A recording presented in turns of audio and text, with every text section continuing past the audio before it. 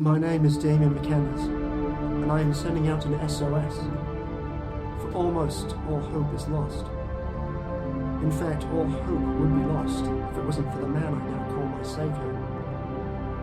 The S, the one who returned to call his bride home. So many lost to those who still survive, to those who live, and the remains.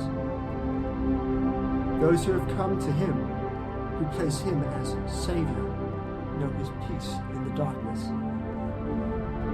And this world, what a mess it is.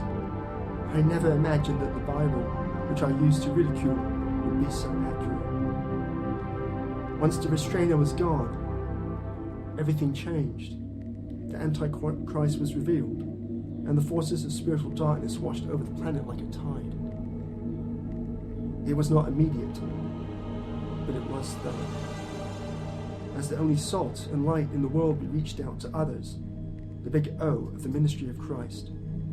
The global government reached back with sweeping reforms, global surveillance, and a peacekeeping force called the Global Protective Forces, the GPF. They were formed from what remained of the global counterintelligence networks, their stated goal to stop dissension. And since, through our outreach toward others, we dissented, we became the targets. The Christians were hunted, night and day. It never, ever stopped.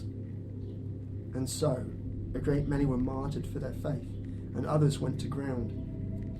The Christian underground was formed, while the world and those who followed after its ways thrived, all the while turning their backs to God and cursing him. They burned all the Bibles they could find, turned most churches into paradises for sin. Their hatred burned against us. And yet there were some, like myself, who were called by God to another purpose, to be the ones who would risk it all for others, saved or not, who would walk the day sharing carefully, keeping the whisper of truth alive.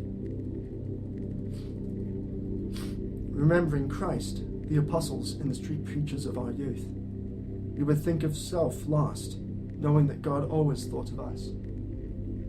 And so, because he loved us first, we reach out with his love to others and keep the lines of communication intact across the Christian underground.